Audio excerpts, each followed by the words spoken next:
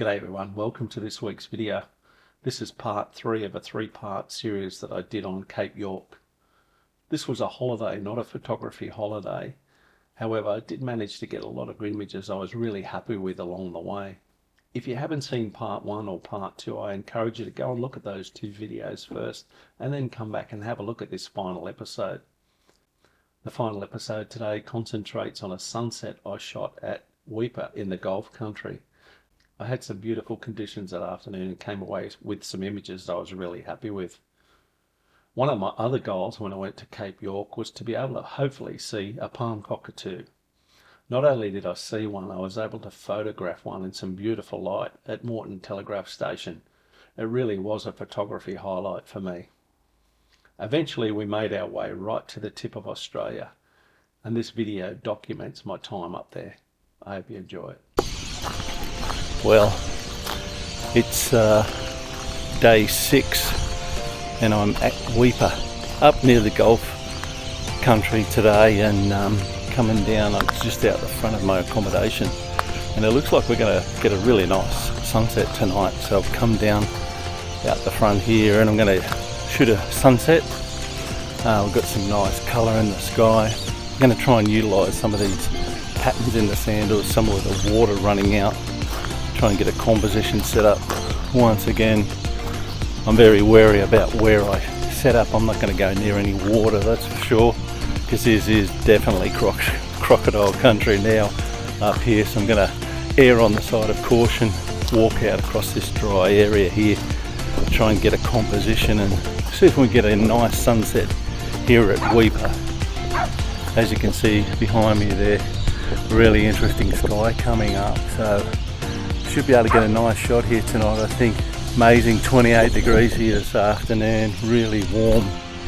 This tropical area is just much warmer here than over the other side where we were on the chopper the other day on the other side of the Gulf. So yeah, I'm going to get myself set up, nice simple composition, grab a couple of shots. Just going to go a little bit further, a little bit closer forward, and I'm going to use some of these curving lines in the foreground here to create some leading lines out to the sunset. Even right now down on the waterfront here, some people walking their dogs, beautiful little kingfishers on the shoreline here.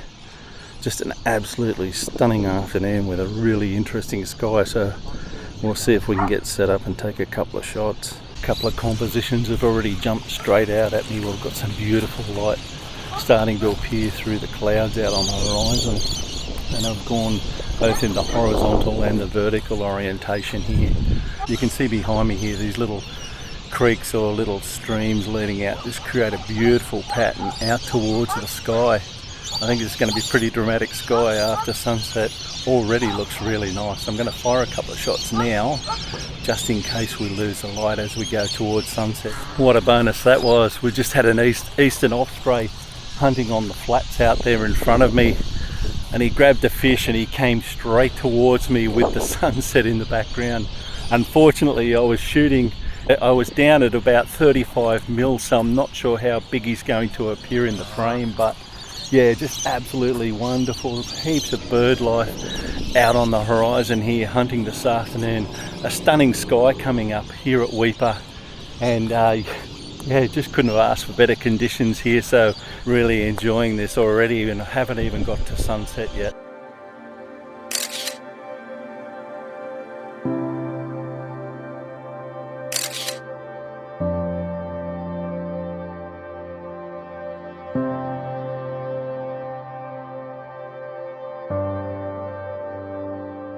Check that light out behind me. It's not even sunset yet, and it's just absolutely gorgeous down here. I'm just enjoying this so much. This is easily probably the best light I've had of this trip, and just a fabulous way to end off what was a long day. We came across today from Lotusbird Lodge all the way to Weipa. It was about a 7-hour drive through the dust and the dirt to get here, but Weipa is a big mining town. There's not a lot goes on here at Weipa except mining of bauxite's very big up here, so there's a lot of tradies, a lot of people in town that actually work on the mining sites here, and fishing is also huge here in Weipa. But I'm just watching this light behind me improving minute by minute, so I'm actually going to keep trying to shoot some shots here while we've got this stunning afternoon glow. Wow, the light here this afternoon and this sky that's behind me here, just absolutely wonderful, so dramatic. And I knew we were going to be in for a decent sunset tonight as soon as I saw that gap on the horizon with this dramatic cloud. What a spectacular coastline it is here. I'm really fortunate that there's a low tide this afternoon. The water's right out and it's really created some really beautiful patterns. If the tide was in or the water was any depth, I wouldn't be going anywhere near it. But being able to walk out here on the flats at sunset, be able to capture these patterns as the sun's going down, just amazing. One thing I don't normally get to do is shoot sunsets over the ocean. So because I'm in the top of Australia at the tip, I'm actually on the inside of the Gulf of Carpentaria. I'm actually able to shoot for once a sunset over the ocean. This afternoon I'm actually shooting handheld with a 16 to 35. I've got the stabilisation on. At the moment my shutter speed's quite quick. I'm still up around 1/250 at f13, so I can shoot these quite comfortably. Since I've been away without the tripod, shooting more and more handheld, the more and more I'm enjoying the freedom to be able to move around and try and shoot a sunset without having to worry about dragging all the gear with me. And that was one thing on this trip that I had to do. I had to lighten right up with all my gear because we had weight restrictions on how much we could carry on the four-wheel drive bus here, that I came up here on. So sun's moving down towards the horizon and I don't really want to jinx myself, but I think this has got the potential to be something really special. We've got a combination. Oh no, I'm just going to try and grab this while I can. I've got some amazing light happening behind me. Beautiful light rays hitting this high cloud. This is something that's really exciting. After a long day on the road, getting up here 7 or 8 hours just through the bull dust and through the really rough corrugated roads to get here tonight to Weipa and witness a sky like this is just fantastic. The high cloud, it's already starting to capture some of that light. My guess is we're probably 4 to 5 minutes away from sunset, but I think then it's really going to go off. This is going to be my composition I've settled on for tonight. I like the way the two little streams meet in the middle and then that really nice coloured pool. So I think this will be my final composition for the night once the sun actually sets on the horizon.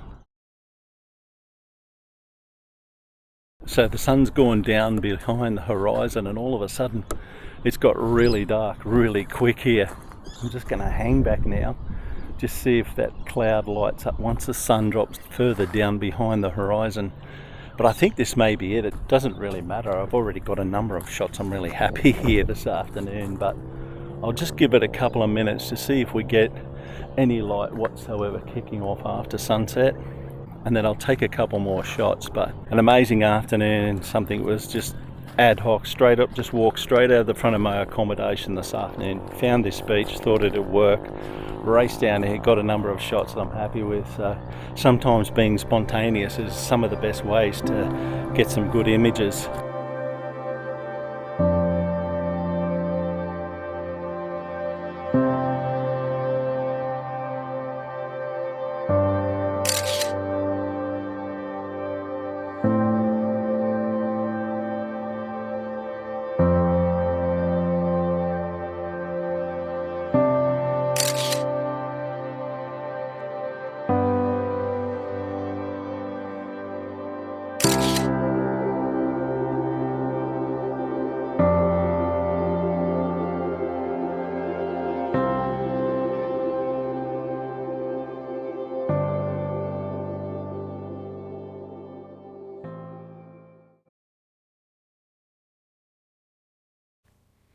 One of my goals on going to Cape York was to hopefully see a rare and endangered Palm Cockatoo.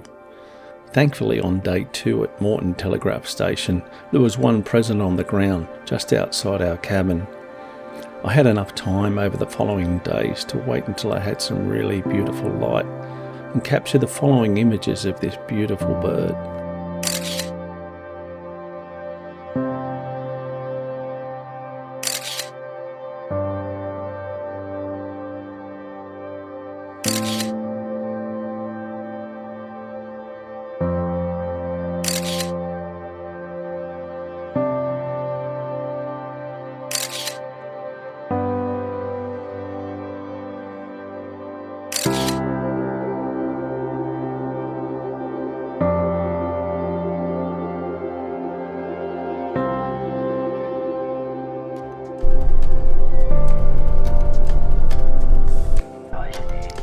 Our trip to Cape York wasn't without its hiccups along the way.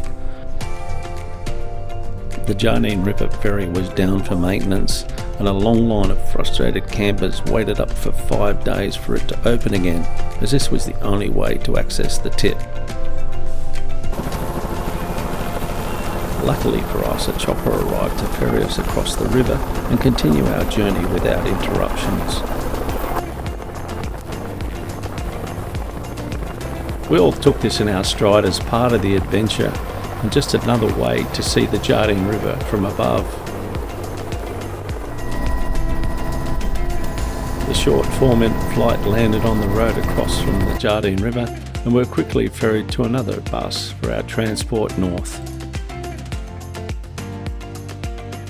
The following day, another helicopter to the tip as the road remained closed. The initial disappointment of not being able to walk to the tip soon faded, as this was another amazing opportunity to photograph the tip from the air.